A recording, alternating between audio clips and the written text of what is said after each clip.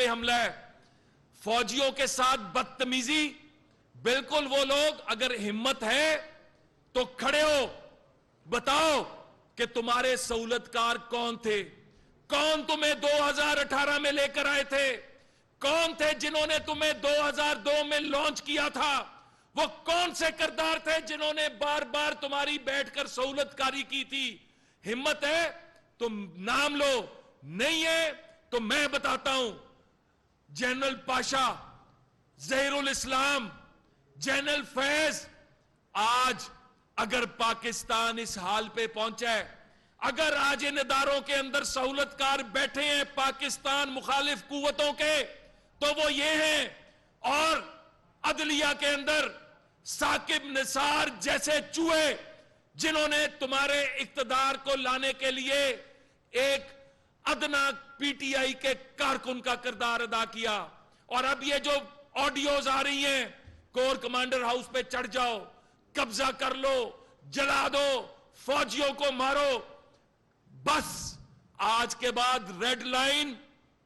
آج تمام جمہوری قوتیں, پاکستان کے وفادار, پاکستان کے بیٹے اور بیٹیاں تمہارے اس ارادے کو, جو رو کا ارادہ ہے, جو موساد کا ارادہ ہے, جو پاکستان علیحدگی پسند تحریکوں کا ایجنڈا ہے, جو طالبان کا ایجنڈا ہے, آج اس ایجنڈے کو نہیں چلنے دیں گے. آج گلیوں محلوں سڑکوں پہ تمہیں جواب دیں گے, تمہارے غداروں کا محاسبہ کریں گے.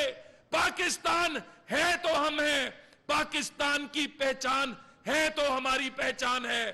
آج میں یہ صرف کہنا چاہتا ہوں کہ انف از انف. پاکستان کی ریڈ لائن پاکستان کی بقا اور سلامتی سے جڑی ہے. پاکستان کی ریڈ لائن پاکستان کے ان تمام اداروں سے جڑی ہے جو پاکستان کی سلامتی کے لیے کھڑے ہیں.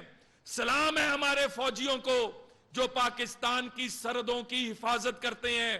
شرم ہے مجھے جب عمران خان کی ہوئی باتیں اور پچھلے 2 دن جو اس ملک میں ہوتا رہا, انڈیا کی ہیڈ لائنز بنتی رہیں, انڈین میڈیا ہمارے منہ پر مارتا رہا. تم نے کشمیر کا سودا کیا, اب تمہیں پاکستان کا سودا نہیں کرنے دیں گے. تمہیں اگر میری عدالتوں سے بھی گزارش ہے, راکٹ سائنس نہیں ہے, یہ تمہارے پاس ہے عمران خان, اس کا بلڈ ٹیسٹ لو, اس کا ڈی این اے لو, ٹیریان کا ڈی این اے لو, قوم کے سامنے جھوٹ کا جھوٹ اور سچ کا سچ آ جائے گا. مسئلہ یہ نہیں ہے کہ ٹیریان اس کی بیٹی ہے یا نہیں ہے, مسئلہ یہ ہے کہ صادق اور امین جو تمہیں دیا گیا. آج انڈیا میں بھی ایک خاتون کہتی ہے کہ عمران خان سے میرے بچے ہیں. آج دنیا میں جگہ جگہ پر یہ خرافات چل رہی ہیں. تو میرا مطالبہ ہے کہ ایک جھوٹے اور اس طرح کے کردار کے شخص کا فوری ڈی این اے ہونا چاہیے اور میچ ہونا چاہیے. آج پاکستان کو اس گند سے نکالنا ہوگا.